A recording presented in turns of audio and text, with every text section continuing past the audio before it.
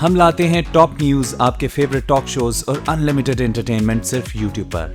अगर आपने अभी तक हमारा चैनल सब्सक्राइब नहीं किया तो अभी सब्सक्राइब करें और बेल आइकॉन को क्लिक करके हमारी लेटेस्ट वीडियोस के बारे में अपडेट जानें। सब्सक्राइब कीजिए और हम आपको लिए चलेंगे आपकी फेवरेट वीडियो की तरफ। जड़ावाला में इमरान खान खिताब कर रहे हैं। जड़ावाला में भी हमारी ख्वातीन ने नया पाकिस्तान बनाने के लिए शिरकत की, आपका शुक्रिया। अच्छा जड़ावाला के लोगों, सबसे पहले मुझे आज तकलीफ है। मुझे तकलीफ इसलिए कि एक बहुत बड़ा मुसलमानों पे नहीं, इंसानों के ऊपर एक बहुत बड़ा जुल्म हुआ। ये जरा अब आपने गौर से सुनना है कि फलस्तीनियों के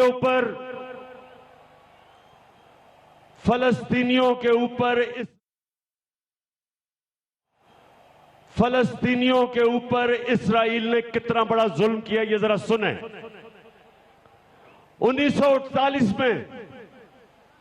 1948 में जब इस्राइल बन रहा था तो आप जानते हैं कि इसकी सबसे ज्यादा किसने मुखालिफत की थी?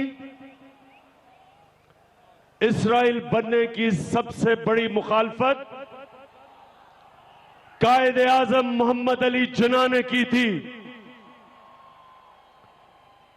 उन्होंने तब कहा था कि ये मुसलमान नहीं, इंसानों के ऊपर जुल्म हो रहा है कि कोई लोग बस रहे हैं किसी जमीन पे और वो आपने किसी और कौम को पकड़ा दी। इसकी कोई मिसाल ही नहीं है। तो 1948 में फलस्तीन में सिर्फ 9% यहूदी थे। 9% यहूदी थे इस्राइल में। आज 82% जो पुराना फलस्तीन था वो इस्राइल ने कब्जा कर लिया। 9% लोग थे और आज 82% जो पुराना फलस्तीन था उसकी जमीन पे इस्राइल बन चुका है। लेकिन ये जुल्म भी काफी नहीं। जो 18% बचा हुआ है जिसमें वेस्ट बैंक है, उधर 5 लाख इस्राएलियों को वहां बसाया गया है, सेटल किया गया है, सेटलमेंट्स बनाई गई हैं। यानी उनकी जो जमीन बच गई थी उस पे भी इस्राएलियों को बिठा दिया है। इसकी कोई मिसाल तारीख में नहीं मिलती कि किसी कौम के ऊपर इतना जुल्म किया गया हो। और अब जो सारी दुनिया की कानून, human rights conventions, United Nations की कन्वेंशंस के बावजूद जेरूसलम को डोनाल्ड ट्रंप ने फैसला किया कि इस्राइल का कैपिटल बनेगा। सिर्फ मुसलमान दुनिया ने नहीं मुस्तरद किया, ये वो लोग जो मुसलमान नहीं है उन्होंने भी इसकी सख्त मजम्मत की। तो मैं आज अब सारे अपने कौम के सामने 2 चीजें रखना चाहता हूं कि जो हुआ है फलस्तीनियों के साथ, 2 चीजें याद रखें। एक ये कि अगर एक कौम अपनी हिफाजत नहीं कर सकती, यह साबित हो गया है कि कोई यूनाइटेड नेशंस आपकी मदद करने नहीं आएगी। अगर एक ताकतवर मुल्क एक कमजोर मुल्क के ऊपर कब्जा करे, उन पर जुल्म करे, एक कमजोर कौम पे जुल्म करे, कोई यूनाइटेड नेशंस मदद नहीं करने आता। कोई दुनिया में मुल्क एक कमजोर की मदद नहीं करने आता। इसलिए हमें अल्लाह का शुक्र अदा करना चाहिए कि हमारे पास एक ताकतवर फौज है। हमें अपनी फौज के ऊपर नाज करना चाहिए कि कम से कम हमारे ऊपर ऐसा जुल्म नहीं हो सकेगा कि कल कोई एक ताकतवर मुल्क पाकिस्तान पे कब्जा करे तो ये कोई उम्मीद ना लगाना कि यूनाइटेड नेशंस हमारी मदद करेगी आके, क्योंकि हमने फलस्तीनियों से भी ये देखा। उससे पहले बोस्निया में भी 2 लाख मुसलमान मारे गए, किसी ने नहीं मदद की। सारे ही मुल्कों के ऊपर आग लगी हुई है मुसलमान दुनिया में, कोई पूछने वाला नहीं है। इसलिए आज हम अल्लाह का शुक्र अदा करते हैं कि हमारे पास एक ऐसी फौज है जो हमारी हिफाजत कर सकती है। दूसरी चीज, एक इसकी वजह से मेरे ख्याल में एक मुसलमान दुनिया को फायदा हुआ, और वो फायदा ये हुआ कि इस्राइल पूरी कोशिश कर रहा था मुसलमानों को तकसीम करने के लिए शिया और सुन्नी के बीच में। ये पूरी कोशिश थी कि शिया और सुन्नी को आपस में लड़ाया जाए, ईरान को अरबों से लड़ाया जाए, अरबों से ईरान को लड़ाया जाए।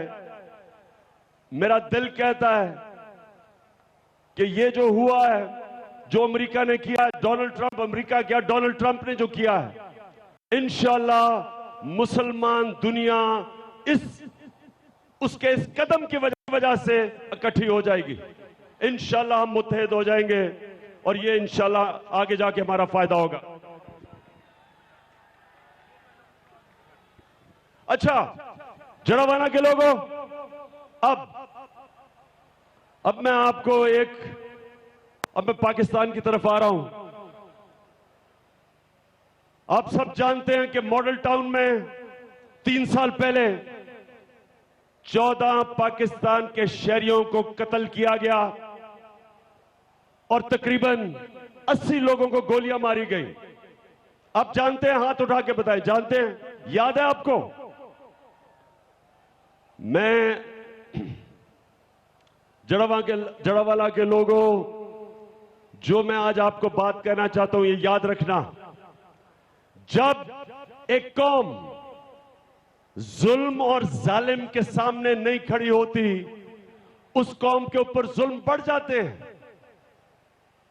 अगर हम चुप करके ये तस्लीम कर लें कि ये जो शरीफ बरादरान हैं, इन्होंने दिन दिहाड़े 14 लोगों को कत्ल करवाया, और अगर हम कुछ नहीं करेंगे, याद रखें इस तरह के वाकया और होते रहेंगे, यही कौम के ऊपर जुल्म होते रहेंगे।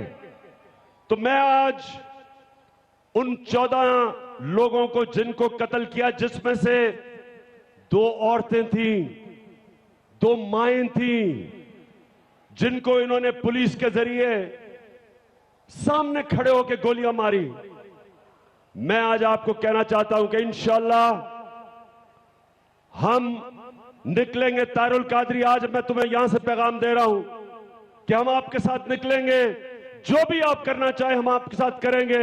लेकिन वो लोग जिन्होंने हुक्म दिया था पुलिस को गोलियां मारने के लिए, और जिसमें हमें पता है एक राना सनाउल्लाह, जो सिर्फ कातिल नहीं है, वो शक्ल से भी कातिल लगता है। वो पंजाबी फिल्म में बड़े आराम से विलन का रोल प्ले कर सकता है। उसने आबिद शेर अली का बाप कहता है, जो नून लीग में है, कहते हैं राना सनाउल्लाह ने 18 कत्ल किए। तो पहले राना सनाउल्लाह, तुम्हें भी इंशाल्लाह हम जेल में पहुंचाएंगे, और दूसरा शहबाज शरीफ, ड्रामा शरीफ, शोबाज शरीफ, अब तक ड्रामे करते हुए तुम बचते रहे हो। हर फिरौन के लिए आखिर में अल्लाह का एक निजाम है। हर फिरौन का वक्त आता है जब उसको अपने जुल्म का जवाब देना पड़ता है, जब अल्लाह उससे हिसाब लेता है। शहबाज शरीफ, ये तुम्हारा भी वक्त आ गया है। इंशाल्लाह हम उन 14 लोगों को जो कत्ल किया, हम इंशाल्लाह उनके साथ खड़े होंगे। हम तुम्हारे से जवाब लेंगे और जब तक इंसाफ नहीं मिलेगा शहबाज शरीफ, हम सारे पाकिस्तानियों को साथ मिला के इंशाल्लाह आपको जेल के अंदर पहुंचाएंगे, अडयाला के अंदर पहुंचाएंगे, आपको भी और नवाज शरीफ को भी। तो रोक लो, तब्दीली आई रे, तब्दीली आई रे, तब्दीली आई रे, तू काला करप्टों का देता है दुहाई रे, तब्दीली आई रे, तब्दीली आई। ये पहली दफा शहबाज शरीफ, ये पहली दफा पुलिस के जरिए आपने लोगों को कत्ल नहीं करवाया। आपके ऊपर पहले भी केस है कि पुलिस के जरिए आपने एक्स्ट्रा जुडिशियल किलिंग करवाई है, आपके ऊपर केस है, लेकिन आप और नवाज शरीफ हमेशा बच जाते हो, मैनेज कर लेते हो, पैसा चला देते हो। माजी में आपने जजेस के ऊपर पैसा चलाया, आपने सरकारी नौकरों को खरीदा, आपने सियासतदानों को खरीदा और आप हमेशा बचते रहे। अब आप नहीं बच सकते, क्योंकि शहबाज शरीफ और नवाज शरीफ आपके सामने वो आदमी खड़ा है जिसकी कोई कीमत नहीं है, नहीं बिक सकता, खड़ा रहेगा, आपका मुकाबला करेगा दोनों भाइयों का। जो आपने इस कौम पे जुल्म किए, जो आपने पैसा लूटा, इंशाल्लाह मैं आपका मुकाबला करूंगा और जब तक आपको जेलों में नहीं पहुंचाऊंगा, मैं आपका मुकाबला करूंगा। कि खड़ा है अब इमरान, ही करेगा सब कप्तान, नया बनेगा पाकिस्तान, नया बनेगा पाकिस्तान, नया बनेगा। हम डॉक्टर तारुल कादरी आज आपको पैगाम दे रहा हूं, कल भी मैंने आपसे बात की, जब भी आप तैयार हैं, तहरीक इंसाफ आपके साथ निकलेगी और जब तक इंसाफ नहीं मिलेगा इंशाल्लाह आपके साथ खड़े रहेंगे। तीसरी चीज, नौजवानों और सामने मेरी बहनों, मेरा काम है कि आपको आप में शऊर पैदा करूं। क्या वजह है कि यह मुल्क एक अजीम मुल्क नहीं बन सका? आज से 50 साल पहले पाकिस्तान सारे बर्रे सगीर में सबसे आगे था। ये मुल्क सारे बर्रे सगीर में सबसे खुशहाल मुल्क समझा जाता था, हर तरह हम आगे थे। हम पीछे क्यों रह गए, ये मैं आज आपको बताना चाहता हूं। हम पीछे क्यों रह गए? हम पीछे इसलिए रह गए, इसकी एक सबसे बड़ी वजह कि इस मुल्क में करप्शन की कैंसर आ गई। करप्शन एक दीमक की तरह इस मुल्क को खाना शुरू कर गई। जो पैसा आप पे खर्च होना था, नौजवानों आपकी तालीम पे, यूनिवर्सिटीज पे, मेरी बहनों आपको पढ़ाने के लिए, आपके बच्चों को पढ़ाने के लिए, आला तालीम देने के लिए, हायर एजुकेशन के लिए, अस्पतालों के लिए, साफ पीने का पानी के लिए, नौजवानों आपको रोजगार दिलवाने के लिए, वो पैसा एक छोटा सा टोला ऊपर आया, करप्शन करके अपनी जेबें भरी, पैसा बाहर ले गया मुल्क से। तो जब नवाज शरीफ कहता है कि नवाज शरीफ एक नजरिए का नाम है, वो नजरिया है करप्शन।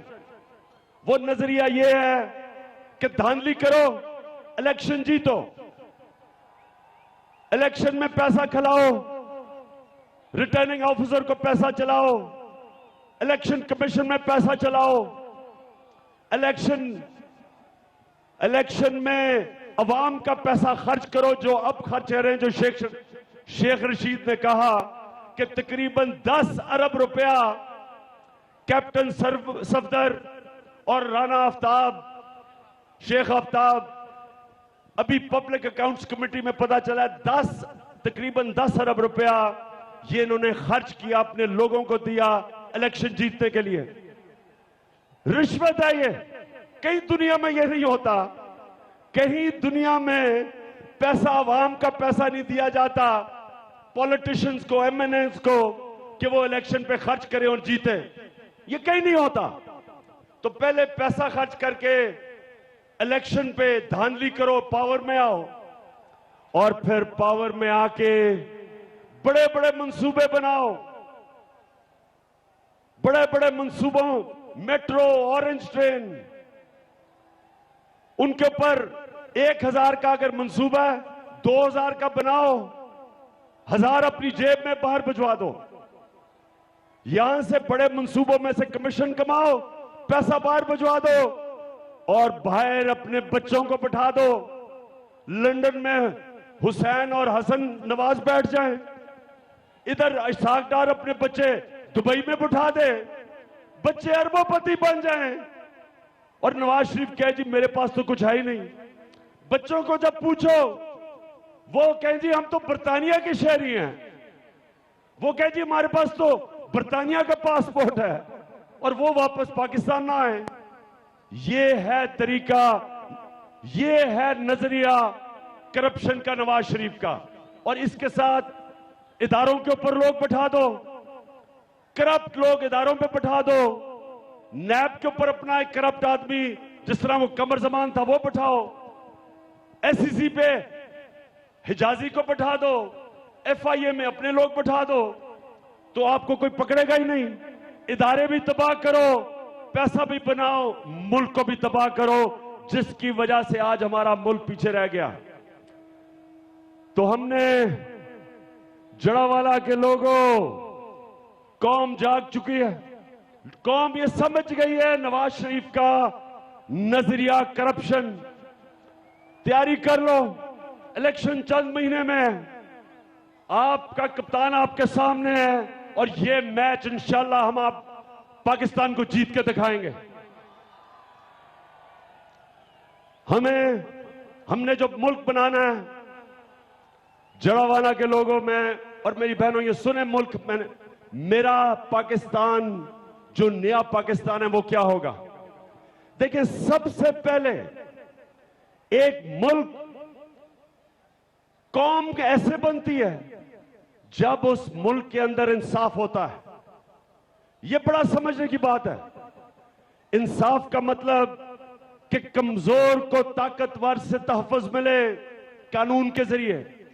एक रियासत एक कमजोर को उसके हकूक की हिफाजत करे, एक रियासत अपने बेरोजगारों की मदद करे, एक रियासत जो भी जहांगीर तरी ने बताया कि गन्ने का रेट 180 मिल रहा है, और बेचारा किसान जो सारा साल मेहनत करता है उसको उसका रेट नहीं मिलता, उसके बेचारे खर्चे पूरे नहीं होते। वो बेचारे बच्चों को कैसे पाले जो सारा साल फसल की देखभाल करता है। रियासत की जिम्मेदारी है कि उस किसान को उसके रेट दिलवाए, वो बेचारा भागा ना फिरे। ये जो कटौती होती है, बीच में और पड़ जाए, उसका पैसा ले जाए। रियासत की जिम्मेदारी है कि उस किसान की हिफाजत करे। रियासत की जिम्मेदारी है कि किसान के लिए सस्ती खाद दे, उसके लिए बीज डेवलप करके दे, उसकी फसल को मार्केट करे। ये रियासत की जिम्मेदारी है। और ये रियासत इंशाअल्लाह जो हमारे नया पाकिस्तान होगा, उसका सबसे बड़ा मकसद होगा कि कमजोर को हमने कैसे उसकी हिफाजत करनी है। जब एक कमजोर की रियासत हिफाजत करता है, वो फिर रियासत के साथ जुड़ जाता है। कौम वो तकड़ी होती है जिस कौम में लोगों के हकूक की हिफाजत होती है। कौम वो तकड़ी होती है जो लोगों को इंसाफ मिलता है। मैं आज आपको सुने जरा, जड़ावाला के लोगों में आपको बताने लगा हूं कि मुझे इतनी खुशी हुई कि हमने पख्तूनख्वा में क्या किया। सबसे बड़ा मसला यह है कि जो निचला तबका है उसको इंसाफ नहीं मिलता, उनके पास वकील करने के पैसे नहीं होते, वो कचहरियों में ठोकरें खाते हैं। आज पख्तूनख्वा के अंदर हमारे वकील बैठे हुए, वकील तो ये समझते हैं सब कुछ जो मैं कह रहा हूं, बेचारे गरीब आदमी से क्या होता है। पख्तूनख्वा में हमने क्या किया, हमने डिस्ट्रिक्ट थाने के अंदर DRC बनाई, यानी कि डिस्प्यूट रेजोल्यूशन। वहां वकील होते हैं, वहां रिटायर्ड जज होते हैं, वो अपना रजाकार तौर पे आके बैठते हैं। सामने दो पार्टीज जिनके केस होते हैं वो आके बैठ जाती हैं, वो केस सुनते हैं, वो फैसला कर देते हैं। कोई खर्चा नहीं होता है गरीब आदमी का, कोई उसको भागना नहीं पड़ता, कभी धक्के खाना नहीं पड़ता। 17,000 2 सालों में 17,000 केस हमने ये थानों के अंदर ये काउंसिल जूरी बिठा के जरगा बिठा के फैसले किए हैं। गरीब आदमी जिनके 6-6 साल से केस नहीं हल हो रहे थे, 1 घंटे के अंदर मुफ्त जाके वहां बैठे थाने में और केस हल हुए। ये अब हम सारा नीचे तक ले जाने लगे हैं कि गरीब आदमी को बेचारे को इंसाफ मिले। ये हमारी सबसे बड़ा चैलेंज है कि जो बेचारा गरीब घर से आता है, जो बेचारा गरीब मेहनत कश है, जो बेचारा रिक्शा चलाता है सारा दिन बच्चों का पेट पालने के लिए, जो रेहड़ी लगाता है, जो छापड़ी लगाता है, इन लोगों को, या जो छोटा किसान है जिसकी जमीन पर कब्जा हो जाता है, इनके लिए इंशाल्लाह तहरीक इंसाफ की हुकूमत इनको इंसाफ दिलवाएगी। अगर हम इस डिस्प्यूट रेजोल्यूशन में मदद ना कर सके, तहरीक इंसाफ की हुकूमत वकील करके देगी, हम इनका काम करेंगे, हम इनको इंसाफ दिलवाएंगे।